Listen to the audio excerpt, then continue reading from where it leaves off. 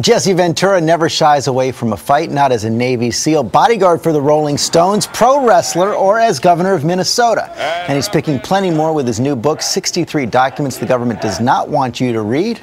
Welcome back, Jesse Ventura. And I do promise, you do not have to follow Chris Rock the next time you're on the show. Thank you, George. He is a tough act to have to follow. What a funny guy. He is a very funny guy. But let's get right Sure. here, because we talked about this a little bit your last time on the show as well. This whole idea that you have some documents which you say at least reinforce the idea that the government had advanced knowledge that 9/11 could happen. Absolutely. And didn't work to stop it. Now, I find a hard time believing you actually believe that. Why? I'm a Vietnam veteran, and they lied to me about the Gulf of Tonkin incident. And that was the false flag operation that put us into the Vietnam War, where 58,000 of my generation were killed. And now I was teaching at Harvard when McNamara came through and admitted it never happened. False flag operations, if you go through history, happen all the time before these wars. But that's very different from saying that the government knew 9/11 was coming, knew the plans were coming, and didn't try to stop it. Well, take a look at my book. It's no more shocking than our government going down to Nicaragua and infecting hundreds of people with syphilis to see if penicillin worked. George, let me state this. There are great people that work in government.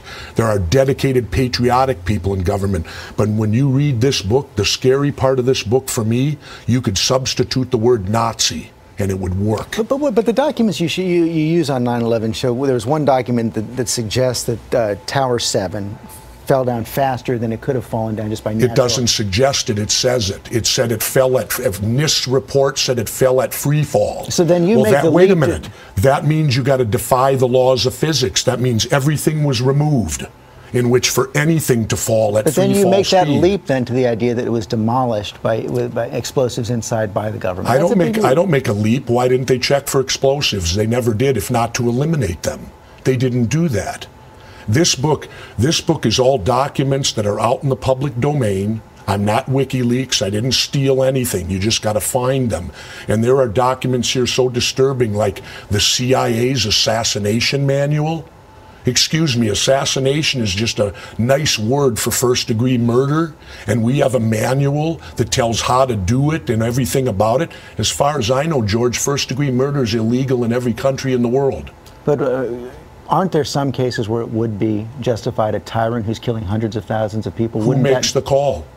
I'll say this, too, about if we go back to bin Laden. Why haven't we indicted him? That gives us reason to go get him. We haven't indicted him. The government has never come forward, convened a grand jury, presented one shred of evidence that he did it officially, and get an indictment. So you don't believe he was behind it either? I don't know. But my government's lied to me so often, they've lost their credibility with me, George. And you do have the documents you say support some of these theories in the book. And the good thing about this book, it's not me telling you about the documents. I give you my opinion, but then we reprint every document so the reader can read for themselves. I want to switch gears right now. You've had such a varied career. You're even once on a soap opera, Young and Restless. I've got a bone to pick with you. What's that? Why the hell did you decide not to run for president? I mean, imagine, the coming elections are boring the way they are. It would have been far more interesting with you in it. Well, there's always 2004. How about 2012? No way. I will tell you this. If Ron Paul runs as an independent, I would give great consideration to being his running mate. As you see, I dedicated this book to Congressman Ron Paul. Not if he runs as a Republican. Never. Now. I will not be a Democrat or Republican. They are the problem, not the solution. We need to abolish political parties in this country. You got a couple of Republicans coming from your state, Michelle Bachmann and Tim Pawlenty. Well, Michelle Bachmann is actually my congresswoman. I live in her district. And could she be president? Not with my vote, she won't be.